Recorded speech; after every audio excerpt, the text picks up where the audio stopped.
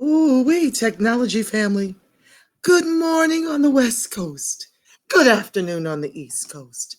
My name is Angela Nirvana, and I am your hostess on the Friends of ADOS TV channel. Forgive me for being 5 minutes late.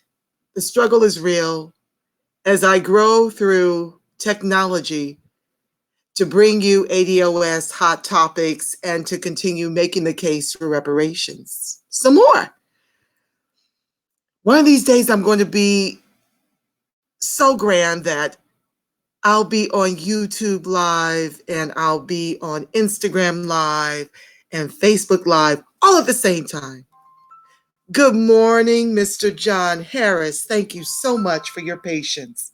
This is my guest calling in. Hold 1 second, please. Good morning, Lynn. How are you? I am fine, Angela. How are you? Oh, blessed and unstoppable. Thank you so much for tuning in. I'm going to get to you in just a second. Thank you so much for being a guest on my show today. Stand by. You can still hear while I have you on the line, but I'm going to mute it and then bring you in. So just listen for now. Thank you. That's my guest. I just wanted to continue opening up the show to let you know what we will be discussing today. Today's topic is about how education doesn't close the racial wealth gap and how class-based policies don't fix race. We've got to dig into this, family, because a lot of ADOS are in denial. Good morning, Senator Sheely, soon to be. Thank you for joining my live. A lot of ADOS are in denial about how ADOS at large are faring in this country that our ancestors built with their lives, right? I have to go over the numbers again because Yvette Carnell from Breaking Brown and Antonio Moore from Tone Talks have taught me and the ADOS movement to be about that data. And we've just got too many of the decadent veil masking what is actually happening to 90% of ADOS, and they are constantly getting in the way of what I'm feeling. I know that many of you are actually friends of mine on my Angela Nirvana wall, which is where most of my activity takes place. And so I know that you see the things that are heavy on my heart concerning ADOS. And a lot of that is because I've lived through a lot of the things I'm sharing with you about. I'm a very spiritual woman, so I understand that the God in me has been my saving grace, has been my protection, my provider. We don't have any sponsors. Very few of us have family members that we can turn to for reparations because we don't have any wealth. And so one of the posts that I shared on my feed this past week was, we don't have to wait 30 years to be at zero wealth. I don't have any wealth. None of the people I know have any wealth.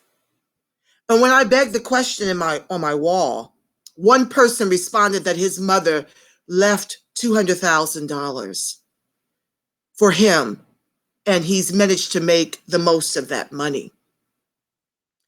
But let's talk about the numbers. Of about $103 trillion household dollars, white people share $100 trillion. Of the $3 trillion remaining that people keep saying is such a big whoop-de-deal for ADOS to spend, let me break that down for you. Of the $3 trillion remaining, ADOS, 90% of us share $700 billion. 90%. The other 10% of us share $2.3 trillion. Is it no wonder why the decadent veil doesn't speak up for reparations? They're in the position with the popularity to really help us in this fight.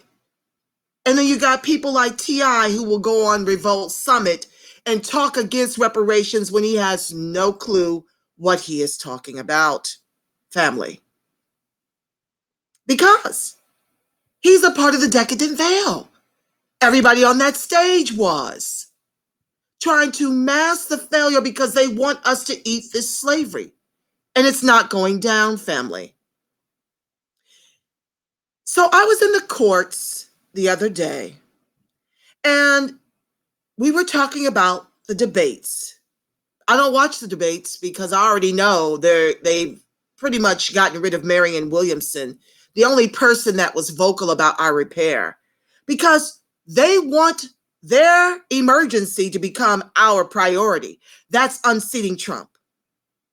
I've been clear, family. My only priority is ADOS. I have no tears for DACA, the kids at the border. I have no energy or strength for that. I'm already surviving on catnaps, family.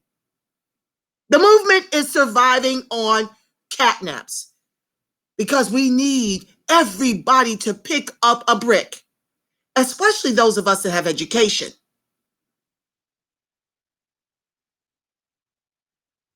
We need to pick up this mantle and continue this fight that Dr. Martin Luther King was killed for. He was coming for that check. It is our job to continue that fight until they cut the check. But anyway, I digress. I'm a little hotter than fish grease because this hurt me. It was like a gut punch.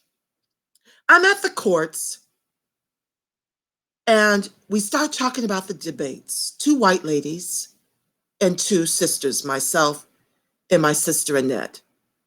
We start talking about the debates, and they start sharing with me the importance of showing up and voting for Biden, even if he is the DNC establishment candidate choice, that we have to get Trump out. We have to get Trump out. Well, who put Trump in, is what I asked them. They're the ones that put Trump in, but after 60 years of being the muse for the Democratic Party, their emergency needs to be my priority when my people are on fire. So we get to talking, and my friend Annette shares with me, well, she just kind of says in jest as she responds that the woman sitting across from her, who's half her age, is her boss. White girl, around 35 years old. I look over at Annette. I'm mortified. I've worked with both of these ladies, but I really didn't make the connection that they were at the same defense firm. Defense is defense. They show up and they are there to represent the insurance carriers. My job as a litigator and negotiator is to fight on behalf of the doctors to get paid for treating the injured workers of Southern California. So my friend is in her late 50s, early 60s, and this white girl is 35 years old.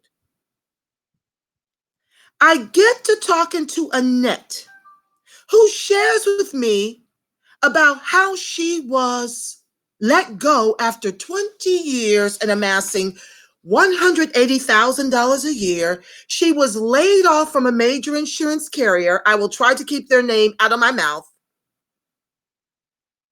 They gave her position to a gay white man and offered her a 1099 contract.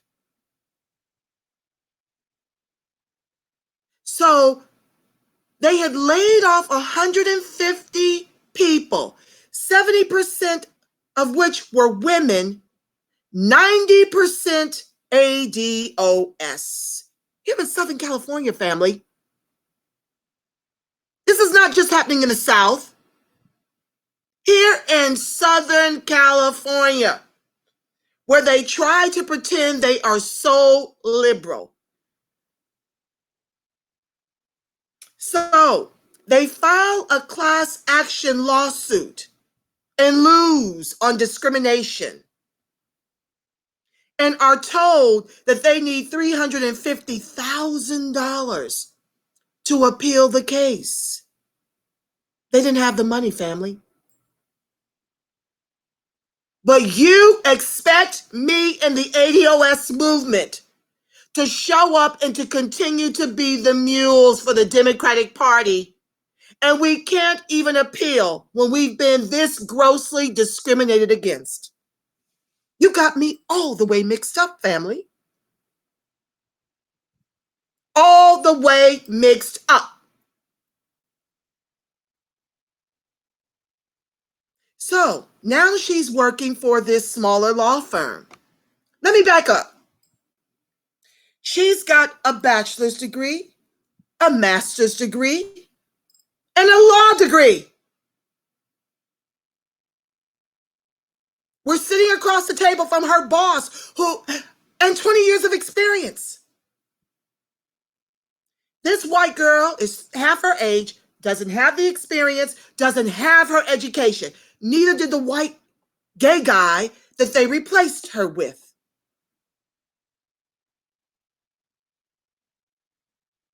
So they don't have the money to appeal.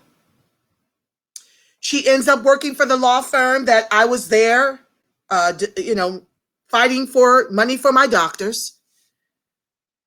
And she tells me that when that position was posted, she did apply for that promotion to be in charge of the unit. They gave it to the white girl. My sister friend can barely pay her mortgage. She can barely pay her water bill. But we aren't supposed to demand that these candidates cut that check. And they're not offering anything but class-based policies to try to fix race. It doesn't work.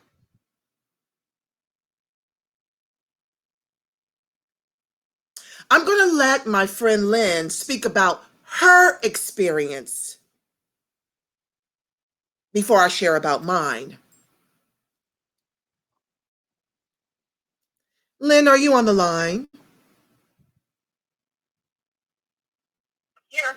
Thank you so much, Lynn, for joining my live. I want you to please share with the family how ADOS, being ADOS in the country that our ancestors built with their lives, is working for you.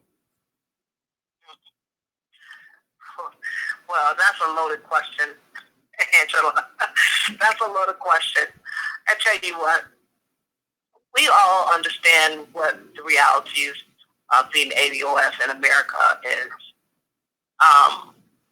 And unfortunately, myself and family members and so many friends brought into the notion of the American dream, that it truly could be our reality if we did everything we were supposed to do. You know, paid your taxes, got the degree, obeyed the laws, kept your nose clean. And even though I've done all those things, I've obeyed the rules, I've paid the dues, I'm still not living what I consider to be the American dream. When you have a graduate school education and a mountain of experience and internships and community advocacy to go along with that, yet you still are struggling to pay your gas bill, car payment, and things of that nature. Now, mind you, we're not talking about someone with a ton of credit card debt. I'm talking about everyday living, being underemployed, wages way below the work. But what can a person do? We know that the American dream, and it is a reality for some. But what I have come to realize in the past 15 years is that it's not of my own effort that I have not achieved this dream. It is because of intentional policies that have been legislated, designed to keep me out. Now, they let a few of us in every once in a while, and we can tell that happens because we celebrate them. In America, it should not be celebrated because you have the first black neurosciences or the first black inventor to do things like that. The reason those things are celebrated because they have, and we recognize that that's far in between. You know, being an ADOS in America has not been an easy track. It hasn't been easy for my family members who paved the way. And it seems as though in America, we are always starting over. We never get ahead, and we're always starting over. I love this country. My family built it, and we deserve to reap every reward from that. Well, I'm here. I'm just listening and in my feelings. Good morning, Kunta and Phoebe and Trey. Thank you for joining the live. And please, if you have stories to share, please share them in the chat. I will be reading your questions and your comments towards the latter part of the show. It's just to the place, Lynn, where we can't even afford to be American. Say that. Down here in LA, and I've shared this on prior shows, we have gone from 15% to 6%, yet 80% of us are on Skid Row. We are degreed and driving Uber and doing DoorDash with graduate degrees down here in LA. 50% Hispanic. And the illegals have more protections under the law than we do as ADOS. Yes, absolutely. And we have the recent debates. And we've had this amazing ADOS fam member, Jamie Fowler, running all over the country with his camera phone, showing how every presidential candidate is running from the reparations and the tangible talk when it comes to ADOS. Absolutely. And yet, we are the catalyst to the Democrats winning this election in 2020. Yes. But they're so accustomed to us, Miss Lynn, showing up and not demanding tangibles. And now that we are, we've got all kinds of folks coming for the ADOS movement. Good morning, Sean. They're coming for the ADOS movement. I'm talking Tariq Nasheed, Boyce Watkins, all of them who are more concerned about lining their pockets while the ADOS movement is fighting for reparations. They're working against us, disparaging our leaders, Yvette Carnell, Antonio Moore. We got black white supremacists running around. Black bootlicks running around. While we're trying to do this work to take care of 90% of us. Absolutely. So I want to talk a little bit about, I thank you for your comments. I want to talk a little bit about these class-based policies. The day after the debates, Elizabeth Warren went to, I want to say, was it Cornell in Atlanta? One of the black colleges. And there were protesters there that were screaming on her that we want to be heard. It's not just us, family, making noise. We've got other movements out there. We have other movements demanding that we be heard. We had ADOS outside of the Tyler Perry studio, which has misplaced quite a few ADOS where they built it because they can't afford to be anywhere near the proximity of that studio. So we're applauding Tyler Perry, but his efforts are relocating ADOS. We had ADOS, shout out to ADOS ATL, who was outside of that studio protesting. And they're inside a Black-owned studio, and they don't even mention reparations or an ADOS agenda. So Elizabeth Warren thought she was going to come on over the following day and speak on our issues now that all the cameras are gone. Everybody wants to tell us about our history. We don't need that repeated to us. We need you to cut the check. There you go. Tell it. Yes. But you want to talk about what we've done and the way that we've made a way and the way we built this country, all the wealth that they benefit from. They want to talk about how we did it without talking about repairing us. From Trump to Warren, everybody wants all the Black Americans built this country. But that's not followed by a plan to make us whole or to include us economically. So they're out there and they're raving and they're ranting. And Ayanna Pressley, who endorsed Elizabeth Warren over Bernie Sanders, make it make sense. Anywho, I digress. She comes to Elizabeth Warren's defense, talks about how she hears us, but she wants to take the conversation offline when the cameras are no longer rolling. Let's talk about your grievances. You know what they are, Ayanna Pressley. Now, let me tell you what we ain't doing over here in the ADOS movement.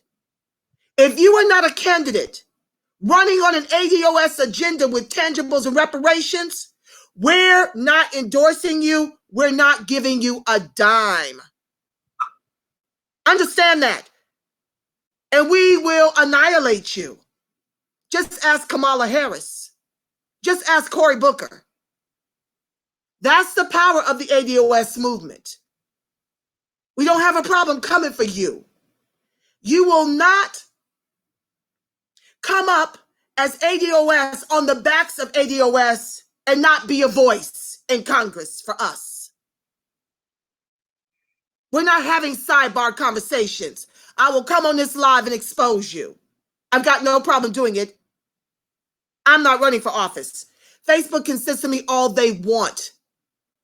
I will continue to ring the alarm because we're here now. So let's just talk about, transition this conversation, because we've shared a couple of stories with you about educated women and how that's not getting us any advances when we don't have affirmative action and enforcement of those laws in corporate, especially to secure our employment. And now, because they've lumped Black immigrants into the fold, down here, Nigerians are worth about 70,000 liquid. ADOS is worth about 200 liquid. So those jobs are going to the immigrants who already come over here with money. I ain't trying to disparage immigrants. That's not what I'm trying to do here. But ADOS need to wake up. You need to understand that these immigrants, I had this show last week. If you didn't watch it, go tune in. The fabulous Dawn Page was on. That the immigrants are masking our failure. We built the Ivy League colleges. They got 40% of those seats. Okay, 40% of the Blacks being educated on an Ivy League level are in there due to our efforts. And they've got the scholarships and the thing of this nature because they can write in African American. That's why we have a new identity. Lineage matters. That's why we are the American descendants of slavery. We need the distinction before we are history, before we are people that folks read about in the history books.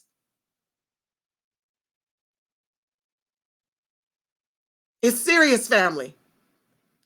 So anyway, I digress.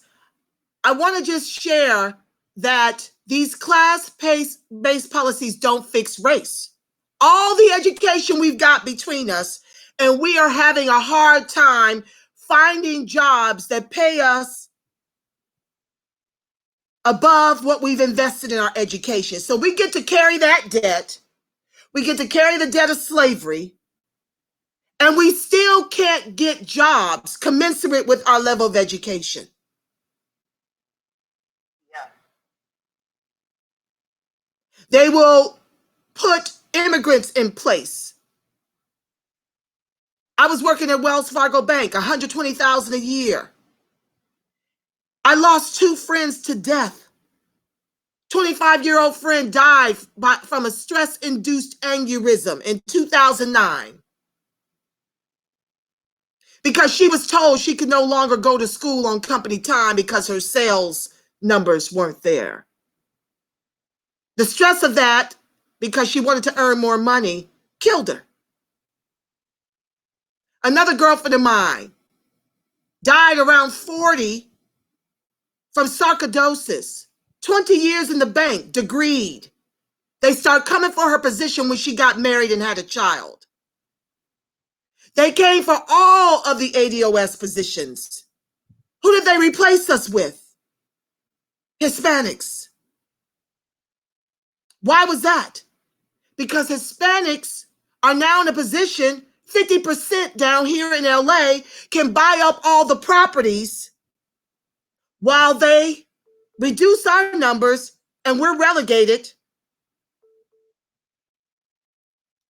We're relegated 80% on Skid Row or amongst the working homeless. So I left in 2009. And I still have not recouped my 6-figure income commensurate with my education and experience. We got kids coming up through college right now, can't find work. But they can sure enough tell you how much student loan debt they've got. So I want to read to you how these candidates are trying to take our reparations and do another white wealth transfer by offering to erase the student loan debt when only 16% of ADOS have degrees. What about the rest of us? About 1 million of us are incarcerated. What about the 37 million of us? So bear with me. I need to read. This is from Market Watch by Jillian Berman on 10/24/19. And I'm quoting, I'm taking excerpts. Black students in particular are more likely to borrow for college and struggle more to pay off debt than their white peers. Quote, people kind of assume that if you were someone with debt and a degree, you were fine, Hulsman said. We now know that's not really true if you ask the question about race in the data. That dynamic helped to propel the idea of student debt cancellation into presidential politics, Hulsman said, where many of the Democratic candidates are keenly concerned with offering policy proposals that address racial inequality. Both Sanders and Warren have pitched their student debt cancellation plans as a way to help close the racial wealth gap. Research indicates mass student debt cancellation would at least make a dent in that problem. Let me take a pause. A dent when only 16% of us hold degrees? Moving on.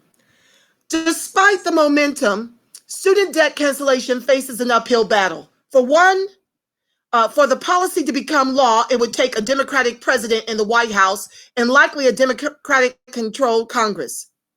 What's more, critics have derided the idea as a giveaway to a relatively well-off group. The borrowers with the largest student debt loads tend to be those with graduate degrees. I don't even know how many of us have graduate degrees out of the 16%. I guess I'll have to do that research. Associate, bachelor, graduate, doctorate. It's that demographic that would see the biggest benefit, at least as measured in total dollars. Warren's plan aims to address some of that criticism by creating both an income and debt cap on forgiveness. Nonetheless, shortly after she released her proposals, two experts argued that the bulk of the benefits from her plan, at least as measured by dollars, would accrue to people in the second highest income quintile. Is that ADOS?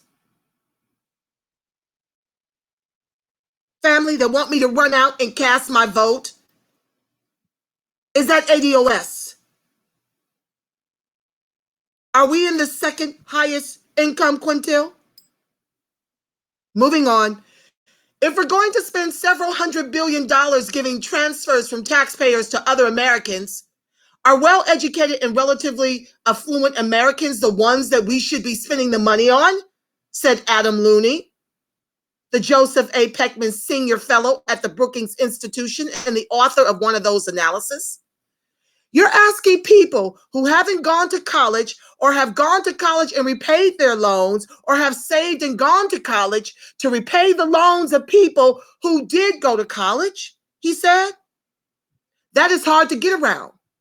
Programs already exist to ensure student debt is manageable, Looney said, including income-driven repayment, which allows borrowers to repay their loans as a percentage of their income for 20 or 25 years, and then have the remainder of the debt forgiven under current law that forgiveness is taxed. Quote, we ask affluent graduates to repay a modest amount of their annual income towards student debt, he said. I don't know that there's that much to gain from eliminating that system. What's more, he said, there's still the problem of underlying issues in the U.S. higher education finance system. According to research from Looney and others, it's the behavior of bad actors, in many cases for-profit colleges. Pause. Who got caught up in that debacle? Who took out loans in these for-profit colleges? And the degrees aren't worth the paper they're stamped on now. ADOS, family. Those degrees mean nothing because all of those companies were in for the fix. They got us again. They were in for the fix. I am sick of white folks making money off of our oppression.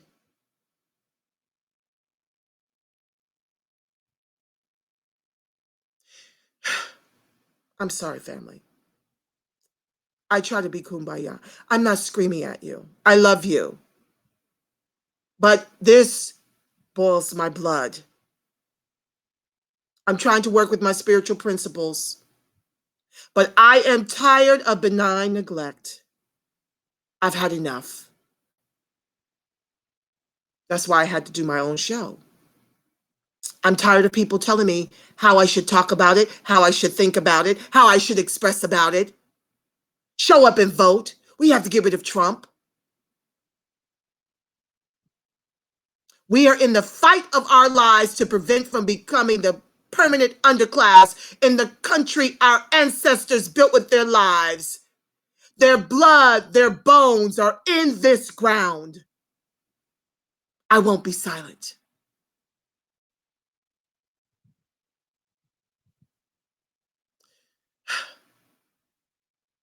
That have caused, according to research from Looney and others, it's the behavior of bad actors, in many cases for-profit colleges, that have caused a lot of distress in the student loan market, he said. More aggressive oversight of those schools would go a long way in addressing the challenges facing the student loan program, Looney said. What's more, even if the student debt clock were set back to zero, there would be little to prevent outstanding student debt from picking up again, Looney said. Sanders and Warren are pairing their debt cancellation proposals with plans to make public college tuition free. But that still leaves large categories of borrowers, including those who attended private undergraduate colleges and public or private grad schools, who would have their debt canceled, but whose programs would charge tuition in the future. Looney said, in addition, for many borrowers, a large share of debt comes from living expenses, Looney noted, which wouldn't be totally eliminated by tuition-free college plans. Though Warren and Sanders do propose taking steps to help low-income students attend college debt-free. Stop right there, pause. What difference does it make if you get free tuition and the incomes are so suppressed that you have to live in your car? How do you have the mental capacity to wrap your mind around becoming degreed when you are emotionally traumatized from having to move yourself and your family into your car because you can't afford the mortgage or the rents out here?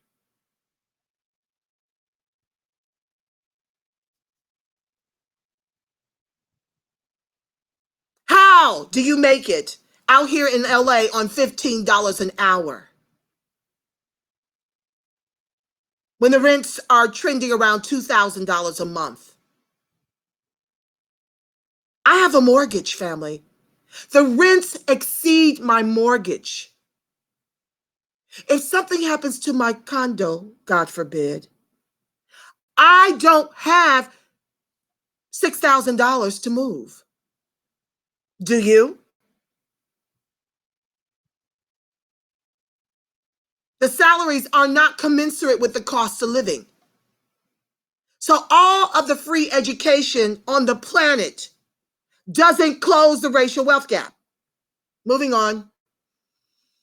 This is a hidden and important and expensive element of these plans that is not discussed, he said. Supporters of student debt cancellation note that borrowers who are more likely to have paid off their student debt who didn't have it in the first place likely have advantages, such as the intergenerational wealth more common among white households, generally not available to those struggling the most under the weight of student loans. In addition, they say part of the reason our nation's student loan burden has become so unmanageable is that families don't have a true public option for college, a situation Warren, Sanders, and other Democratic candidates for president are hoping to address. Did we have a president that ran on hope and change? Hopeful. I'm not falling for that trick bag anymore. But more broadly, they argue mass student debt cancellation would help correct a policy failure that's holding back individuals in the economy. Quote, even with the policy tools at our disposal, and even with an economy that is chugged along, you still have a high number of people who can't make payments on their loans, Huseman said. The political environment in which big ideas are really up for grabs in the way that they weren't a few years ago lends itself to this conversation. People who are suffering do not have to suffer under the system. Our hands are not actually tied on this. I'm sorry, Lynn, would you like to weigh in on anything I've just shared while I catch my breath? I'm just, I'm in total agreement with you, Angela.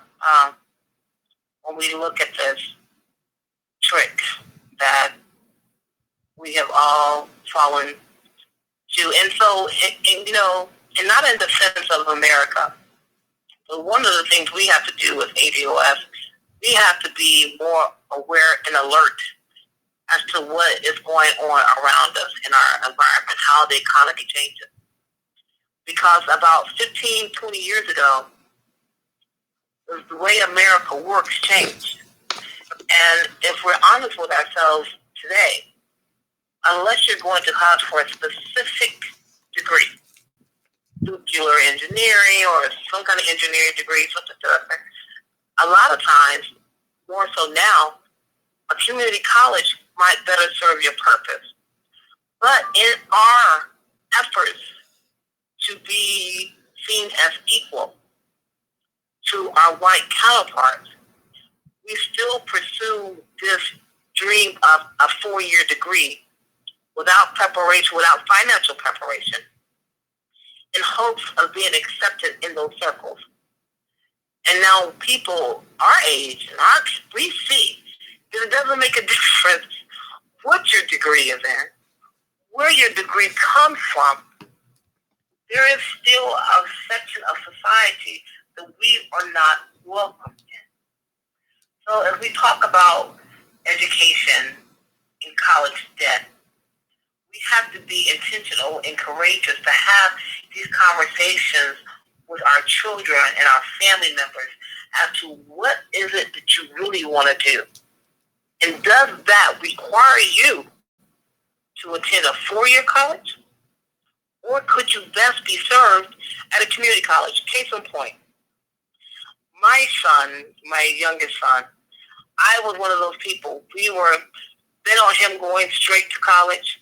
That's what we were going to do. That's what I did. That was the standard. And my son did his own research and determined that, Mom, what I want to do does not require me to go to college.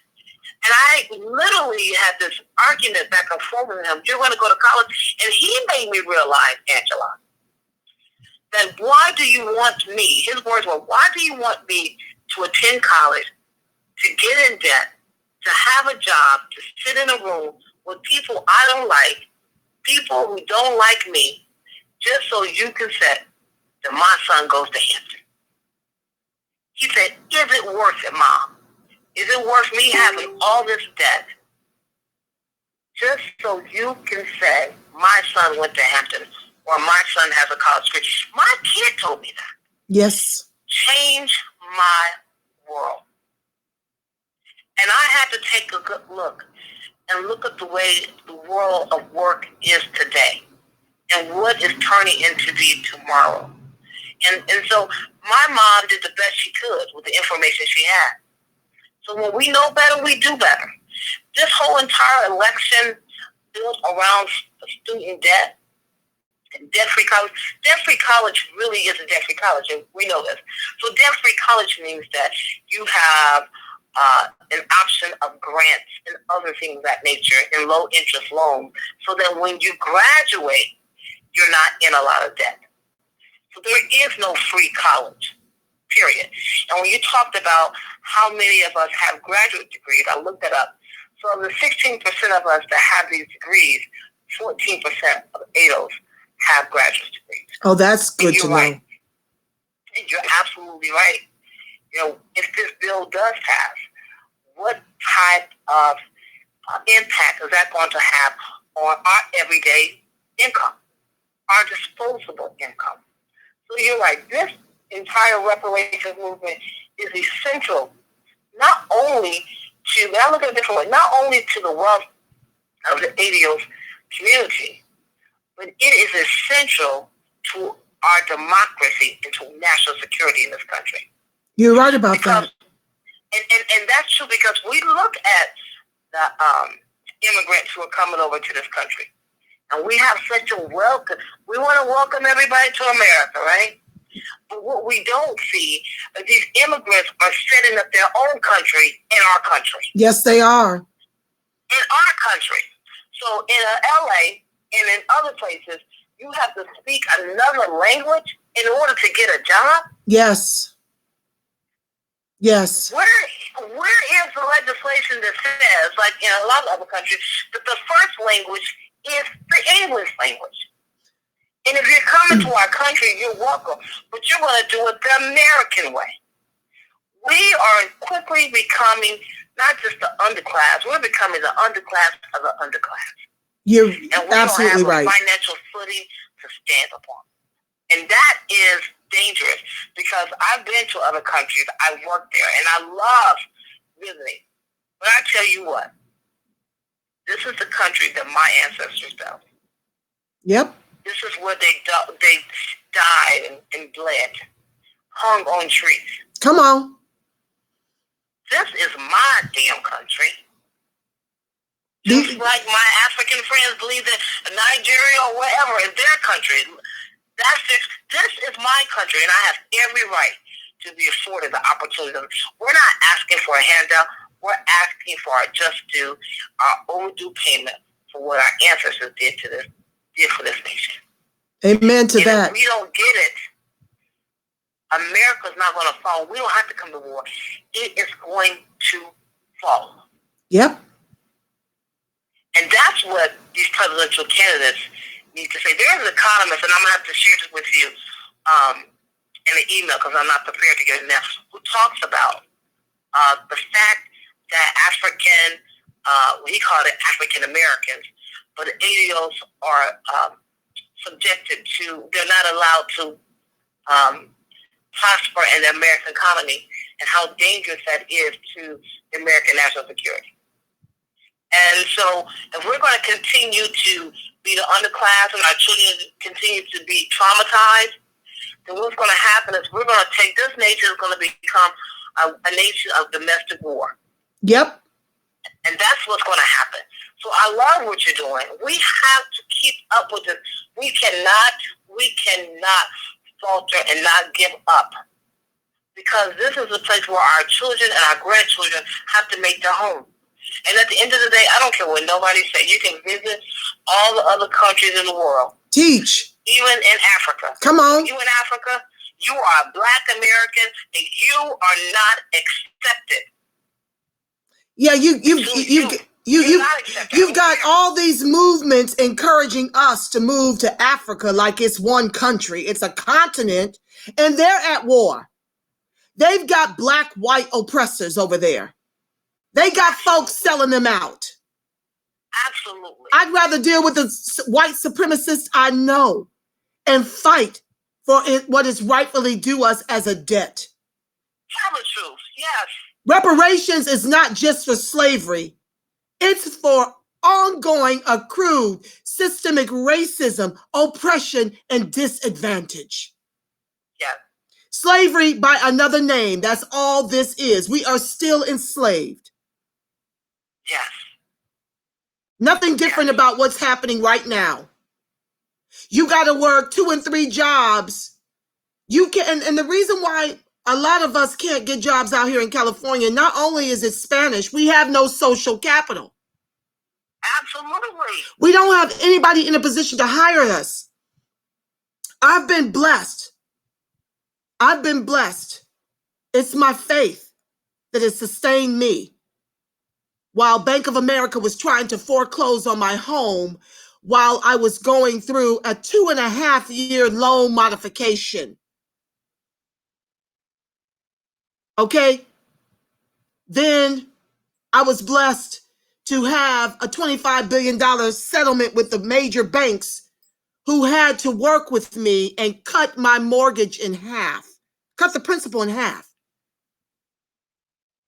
So I'm telling you, I've had blessings and favor to sustain me. I'm blessed right now. I work for a predominantly Black-owned agency that gets me work. But if it's this challenging for me and Sister Lynn and my sister Annette that I shared earlier about, how much more challenging is it for those of us? What's 100 minus 16? 74? Yeah, I think. How much harder is it for the 74% of the other ADOS? If it's this challenging for us, family. So I'm not suggesting that we not pull ourselves up by our bootless straps. That's what we've been doing. How have we been surviving for 466 years? Because I get sick and tired of that argument too. I'm over folks acting as if we've just sat here and done nothing, as if reparations is a welfare check. These white folks have a 400-year advantage. I don't know what part of that ADOS is acting like they don't understand.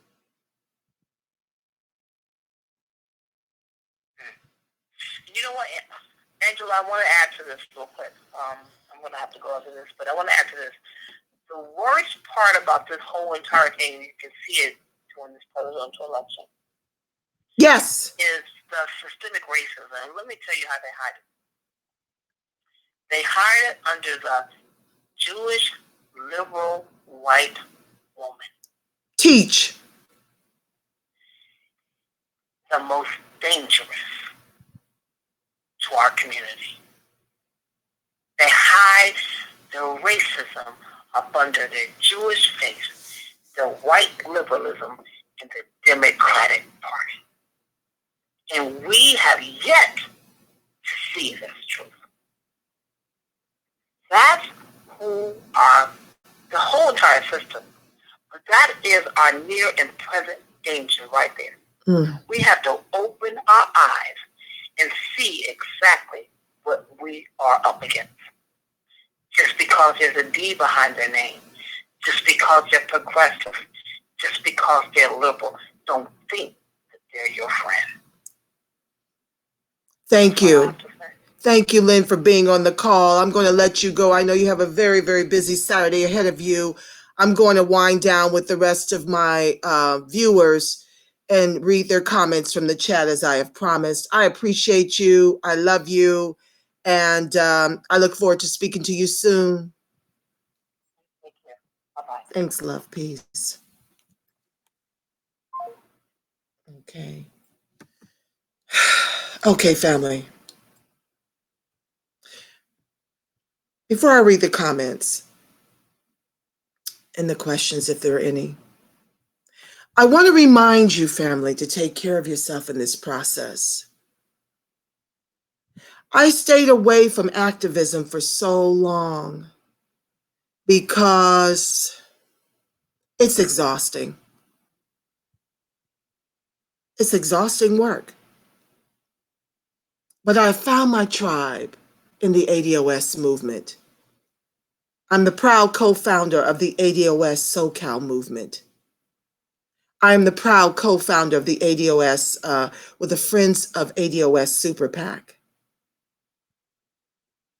I am a mother, and I am a lover of ADOS. I love us strong. So I want to let you know that it's imperative for you to come up with a spiritual practice to help you decompress from this work. I pray, I meditate. I'm a New Thought Christian. It's different from fundamentalist in that we approach the text from the God in you. The only savior you've got is the God in you that animates your body. You are the spirit of the living God expressing in your body. And I'm not going to go on some type of spiritual rant. I'm just telling you, family, what works for me to keep my sanity in the midst of all I'm learning. Because once you decide to pick up a brick, you have to be informed. You have to inform the people. But I want us, note to self, learn to fight without the fight being inside of us. I'm a work in progress. I'm very passionate, as you already know. But I love us strong. I'm so grateful to your movement. I'm so grateful to our founders. I'm so grateful to every chapter across this country for the work you do. You mean the world to me. But take care of you in the process. We're almost at the hour, but I absolutely have to read the comments here. Oh, Lord.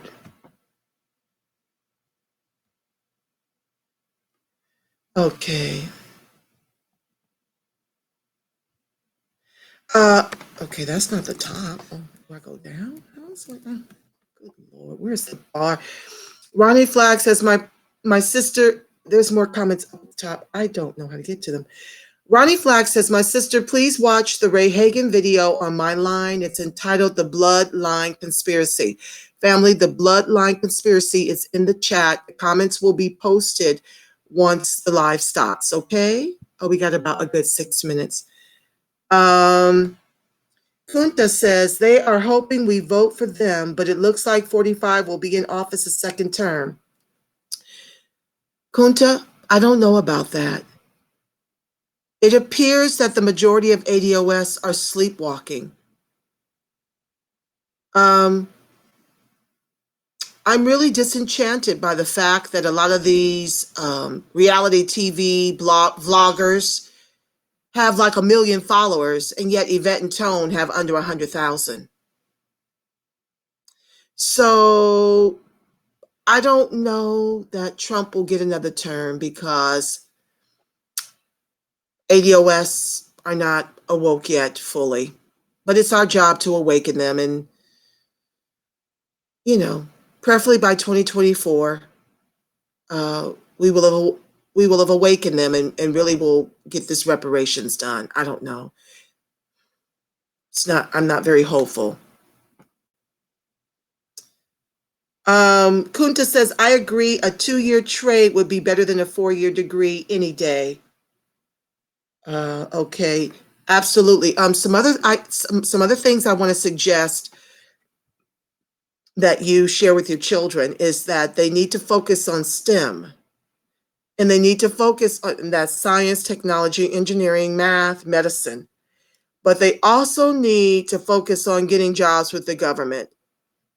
The corporations are not being incentivized like they were in the days of affirmative action to hire ADOS.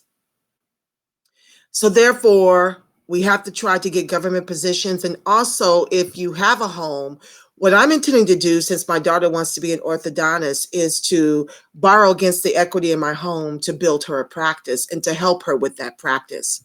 That's the part 2 of what I suggest as we continue to strive to be our own repair until they cut the check, is that you find entrepreneurial endeavors that you can involve your children in and hand that legacy over to them. Have them work for you within these entrepreneurial endeavors, and then groom that business enough to give it to them as a wealth transfer. Those are my suggestions. Um,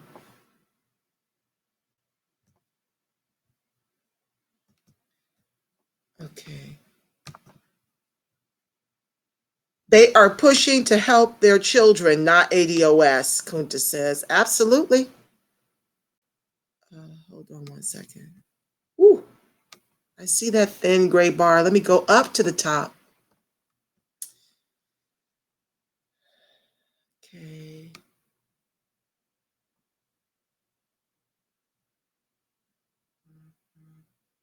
Well, Phoebe says, well educated and well frustrated. Cut the check. Yes. Kunta says we aren't no one's mule anymore. That's right. We're not. Sean Harper says, I'm so burned out from starting over time after time. I overstand. I overstand, Sean. But please find a spiritual practice, some way to self-care. It's a lot taking on an entire people. But we can only run from it for so long, right? I ran for a long time. But I'm so thankful to have found this movement because I find that when I'm fighting people in my feed on Angela Nirvana's wall, you guys come in and pick up the mantle when I'm feeling weary. I thank you for that. So please remember, Sean, self-care. But we must stay in this fight. We have millennials and children behind them to leave this country too. We were here before this country was established. This is our country. It is our turn. This is our civil rights moment. Take care of you, but continue to take up this fight and recruit people to this movement. Thank you for being here, ADOS ATL, and thanks again for being at the Tyler Perry Studios, protesting during the debates. We're so thankful to you. Oh, I love you. I love you, Black, Brother John. John says a guy called into Yvette's last night, Yvette Carnell, Breaking Brown show. Please tune in every Monday, Wednesday. She had a surprise show Friday. Antonio Moore for Tone Talks. He's on Fridays. And anybody else you see with an ADOS, Sean Hill, Tamara Johnson-Sheely. There's quite a few of us that have our own shows. Wherever you see us, you need to subscribe to all of the ADOS running in Facebook. They will keep you apprised of their shows. Please support their shows, okay? And learn. We need to become politically educated. A lot of why we are here and having to start over is because the boomers failed to educate us politically. They got access and forgot the rest of us did not. Not all boomers, there are some exceptions, but I'm just now learning a lot. And I'm over 50. I'm just now learning. Teach your children. My daughter is in the room whenever Yvette and Antonio Moore are on. So she's getting this stuff. She sees me active because we need to teach them so they aren't 50 trying to figure this stuff out. A guy called into Yvette's show last night and has a nephew who could not get a good job. It's an epidemic because they don't have to hire us anymore. Our civil rights have been rolled back and they've been dispersed to everybody. LGBTQ, XYZ, white women, immigrants. We're at the bottom. They are pushing to help their own children, says Kunta. Yes, I wrote that. I read that. Going down. Kunta's been to Africa. He agrees with our sentiment about what's happening abroad. I know there are people encouraging you to pick up and go. With what? With what? If you're going to go over there, you need to have your shekels, your money, as the kids say, your shmoney needs to be on fleek, and you need to have an enterprise where you can be self-sufficient. Family, you need to look into businesses online. Try to get you an online business and you can make money in your sleep. Okay? That's another tip. We have to do something. We're not just going to roll over and die. We're survivors. From a strong, long lineage of survivors.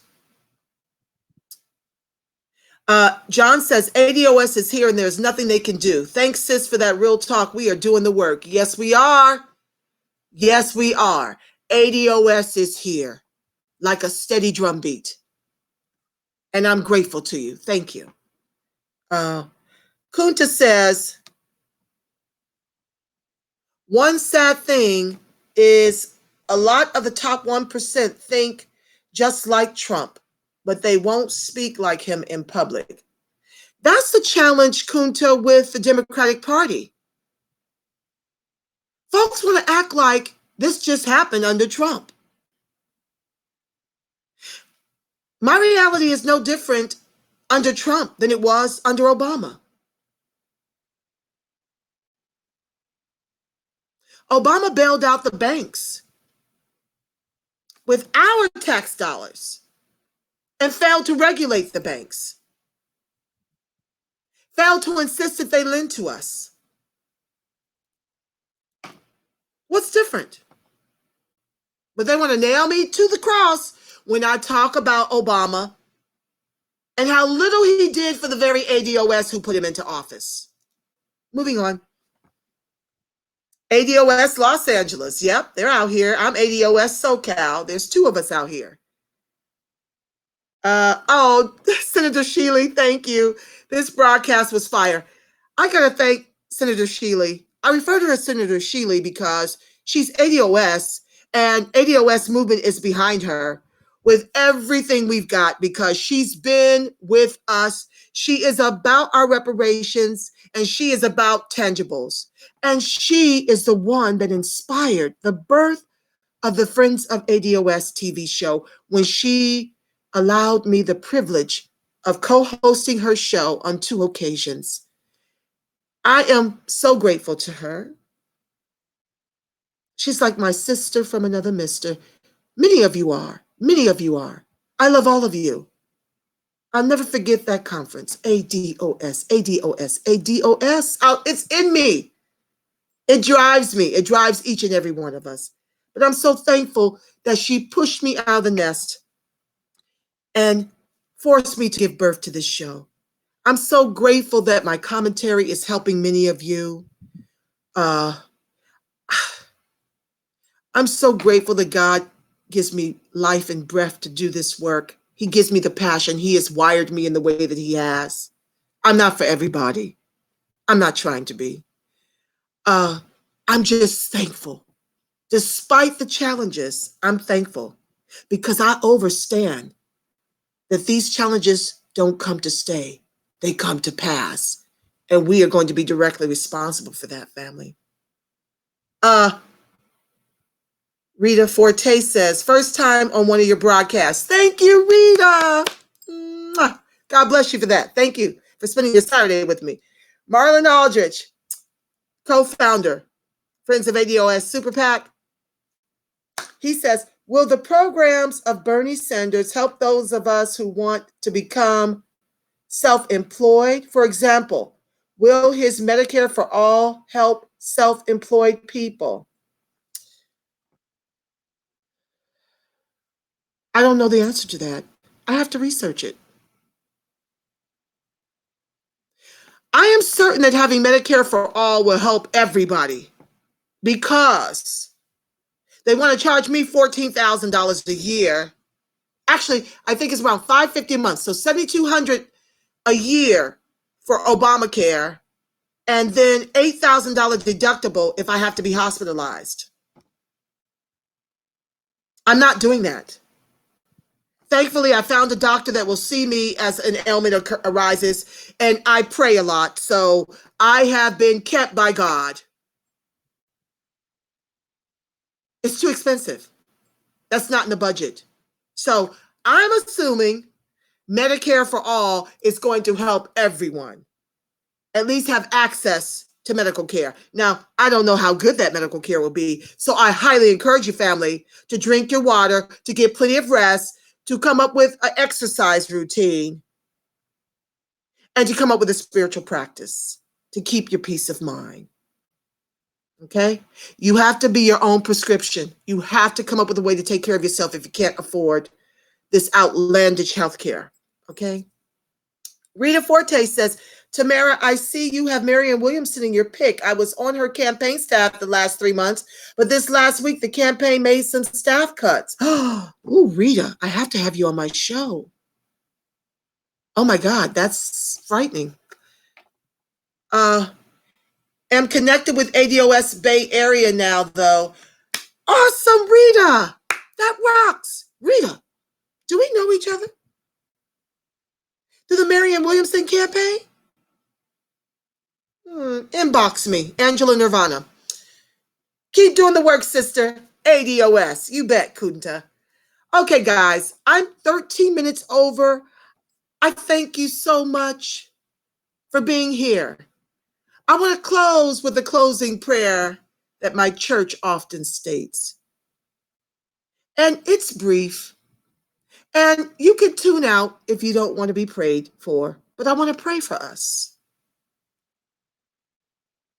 Yes, please inbox me. I want to pray for us, and then this is the way I'm going to probably close the show henceforth. The light of God surrounds us. The love of God enfolds us. The power of God protects us, and the presence of God watches over us. Wherever we are, God is, family. And so it is. You make it a beautiful, God-inspired rest of your Saturday. Spread this link, share it, and continue to grow this movement, family. I love you, Black. I love you, strong. Peace.